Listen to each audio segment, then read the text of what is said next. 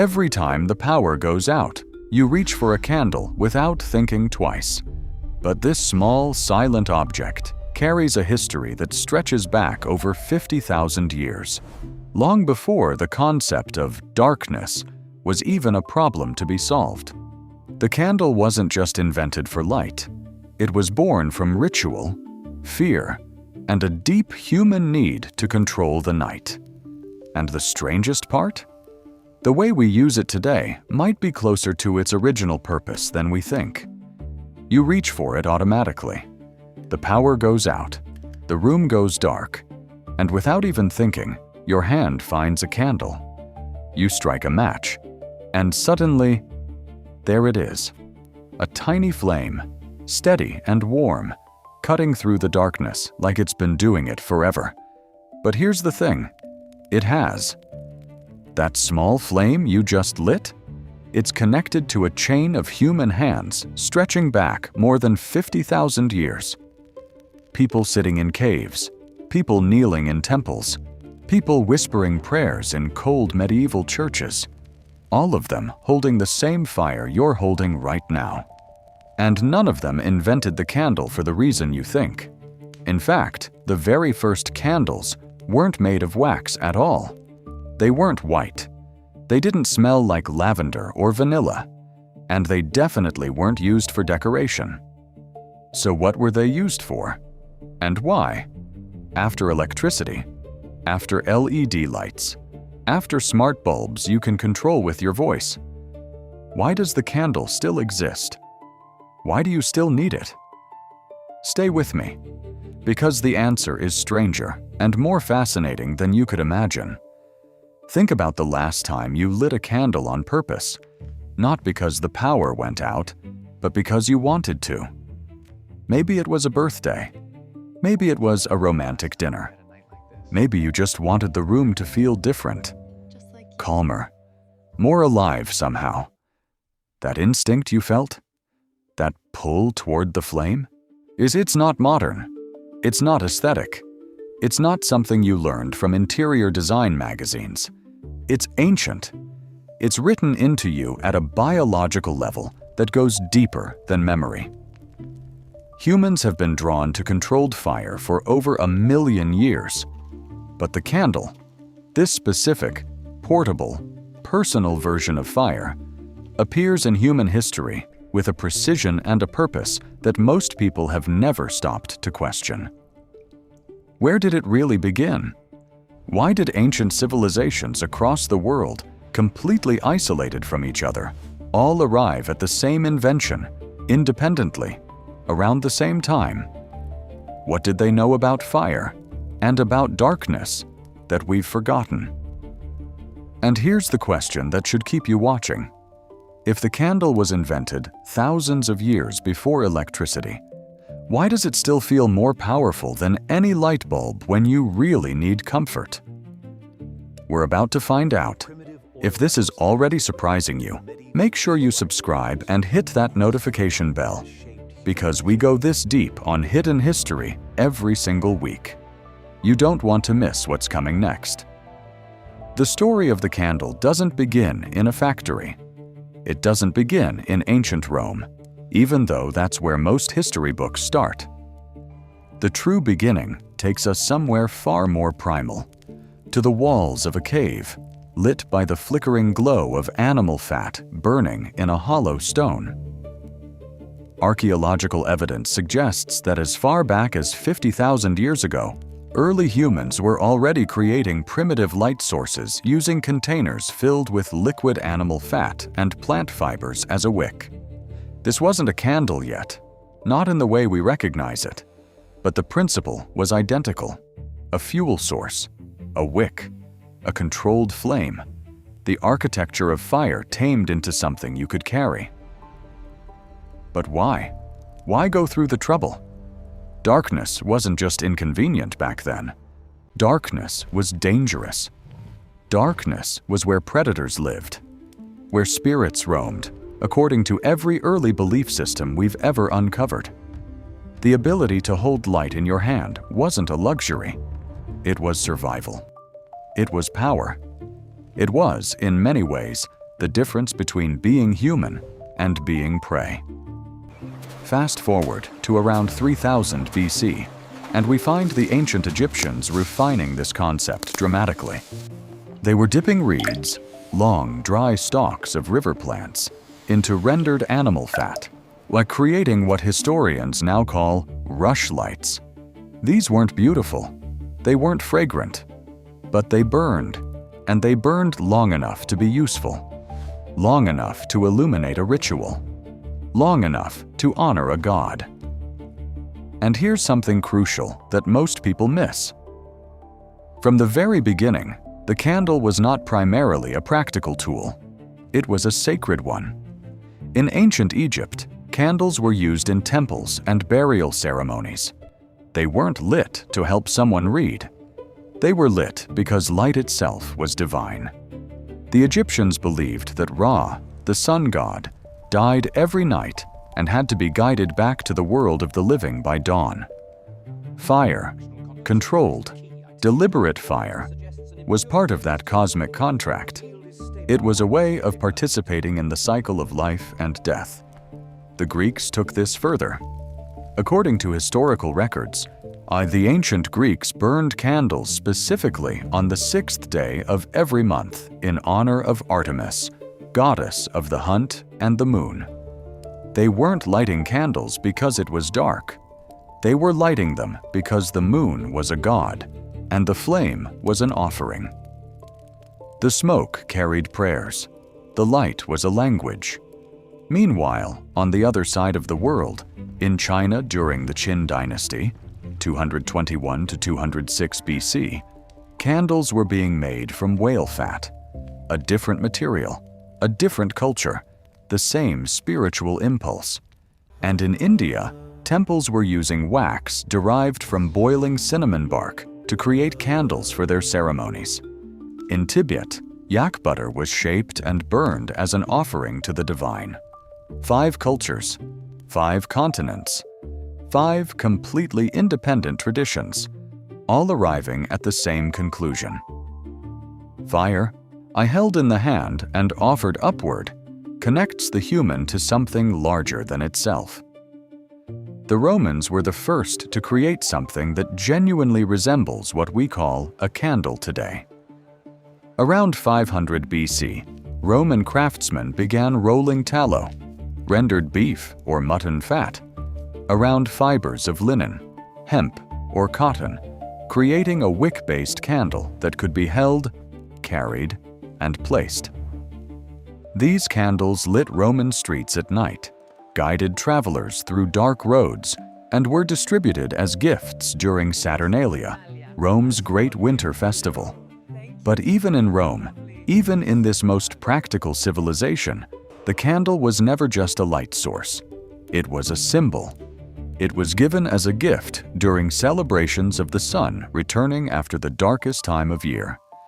It was placed in windows to guide the spirits of the dead. Or it burned on altars in every temple in the empire. The candle was born in darkness, literally and spiritually. And it carried that dual nature, practical and sacred, all the way through history and into the room where you're watching this right now. By the time the Middle Ages arrived in Europe, the candle had become one of the most important objects in human civilization, and one of the most unequal. Let's talk about what candles were actually made of, because this is where the story gets complicated. The most common material for medieval candles was still tallow, animal fat, and it was awful. Tallow candles smelled like burning meat. They smoked heavily. They dripped constantly. The light they produced was dim and orange and unstable. Spending an evening reading by a tallow candle wasn't peaceful or romantic. It was an assault on your senses. But the wealthy had access to something better: beeswax. Beeswax candles burned cleaner, brighter, and longer. They didn't produce the acrid smoke of tallow. They didn't smell like a slaughterhouse. A room lit by beeswax candles was a completely different sensory experience. Calmer, cleaner, more dignified. And because beeswax was expensive and relatively rare, beeswax candles became a status symbol of extraordinary power. The Catholic Church monopolized beeswax candles entirely for most of the medieval period. In fact, church canons required that all altar candles be made of pure beeswax. Nothing else was considered pure enough to burn in the presence of God. This gave the church enormous economic and symbolic power, because it controlled not just the spiritual flame, but the literal supply of the most valuable candles in existence. Meanwhile, the common people burned their stinking tallow candles and squinted at their work by dim, smoky light. Two worlds separated by the same flame. This inequality drove innovation. Through the Renaissance and into the 18th century, chemists and merchants were constantly searching for a better, cheaper alternative to beeswax. Whale oil became popular for lamps, and whale fat, spermaceti, was discovered to make superior candles, harder, brighter burning, more resistant to summer heat than tallow. The whale hunting industry exploded in part because of the demand for better candlelight. Entire ecosystems were disrupted so that merchants in Amsterdam and London could read their ledgers by a cleaner flame. Then, in 1811, a French chemist named Michel-Eugène Chevreul made a discovery that changed everything. He found that tallow wasn't a single substance. It was a compound of two fatty acids bound to glycerin. By separating the glycerin out, he created a new material called stearin, which was harder, burned more slowly, produced a brighter light, and didn't smell. Suddenly, good candles were accessible to ordinary people. By 1825, the cotton wicks that had burned unevenly and required constant trimming were replaced with braided wicks that curved into the flame and consumed themselves cleanly. No more stopping every 15 minutes to trim the wick with small scissors, a task so specific that dedicated wick trimming scissors existed as a standard household item. And then came 1830 and the oil rush, and with it, a discovery that would define the modern candle: paraffin wax. A byproduct of petroleum refining, paraffin was initially seen as useless industrial waste. Then someone discovered it burned beautifully. It was cheap, odorless, easy to dye and scent, and could be molded into any shape. In 1854, paraffin was combined with stearin, and the modern candle was born. What's fascinating about this timeline is what it reveals about human priorities. For thousands of years, we bent science, industry, and economies around the problem of making better light. We hunted whales to near extinction for it. We developed entire branches of chemistry for it. And then, in 1879, Thomas Edison switched on his light bulb, and within a few decades, the candle's reign as a light source was over. And yet, it survived. But that's the mystery. Here's the moment where everything clicks into place. The candle lost the light war. Completely, decisively, without contest. Electric light is brighter, safer, cheaper, and more convenient in every possible measurable way. By the mid-20th century, candles had become largely obsolete as practical light sources in most of the developed world. Factories that had been producing candles for centuries began shutting down. Industry analysts predicted the candle would fade into history alongside the oil lamp and the torch. And then the opposite happened. Global candle sales began rising in the 1980s and have never stopped. Today, candles are a multi-billion-dollar industry. Specialty candles, scented, artisanal, hand-poured, sell for prices that would have seemed insane to any medieval peasant squinting over his tallow wick. People in homes full of LED smart lights buy candles not to see, but to feel. Why? The answer is neuroscience, and it's something our ancestors understood intuitively, even though they never had the vocabulary for it. Fire is the only light source in human experience that moves. A candle flame is never completely still. It breathes. It responds to the air around it, to your breathing, to the subtle currents created by your movement. And your nervous system, specifically your parasympathetic nervous system, the part responsible for rest and recovery, responds to that movement in a deeply specific way. Studies in environmental psychology have shown that the warm, flickering light of a candle activates what researchers call the campfire effect, a measurable reduction in blood pressure, heart rate, and cortisol levels that occurs when humans are exposed to the gentle, irregular movement of natural flame. This response is ancient. It's the same neural pathway that fired in the brain of a cave dweller sitting by a fire after a day of survival. The flame said, "You made it. You're safe. Rest now." Every other light source we've invented, fluorescent tubes, LED panels, phone screens, emits light that is perfectly steady, unchanging. Our nervous systems treat that kind of light as information, something to be processed and responded to. But firelight is different. Firelight is a signal to stop processing. This is the revelation. The ancient Egyptians, the Greek temple priests, the medieval monks who filled their churches with candlelight. They didn't know the neuroscience, but they knew the effect. They knew that a candle flame did something to a person that no other light source could do. It opened something. It quieted something. It made the sacred feel sacred. When you light a candle at a birthday party, you're participating in a ritual of light and wish-making that has roots in ancient Greek temple ceremonies to Artemis, where candles were placed on round honey cakes and carried to the goddess's shrine, their flames representing the moon. When you light candles at a dinner and something shifts in the room, when conversations become more honest, more intimate, you're experiencing the same parasympathetic response that cave humans felt around their fire 50,000 years ago. The candle didn't survive because we forgot to get rid of it. The candle survived because it does something that no technology has been able to replicate, not because we haven't tried hard enough, but because it works on a part of us that predates technology entirely. The flame hasn't changed.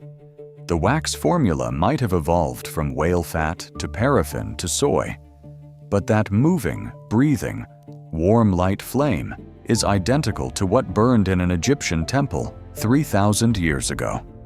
And the part of your brain that responds to it is just as old. You reach for a candle when the lights go out, but you also reach for one when you want to feel something, when you want a room to feel like a sanctuary, when you want time to slow down, when you want to mark a moment as meaningful. That's not a habit. That's not a trend. That's memory encoded in your nervous system, passed down through 50,000 years of human nights around a flame. The candle isn't a backup light source. It never was. It was always something older and stranger and more necessary than that. Here's what we've uncovered today. The candle is one of the oldest continuous human technologies on Earth. Older than writing, older than agriculture, nearly as old as art itself. It was never primarily about light. It was about meaning, about marking the difference between the ordinary and the sacred, about sending a signal upward, into the dark, that said, "We are here, and we are not afraid."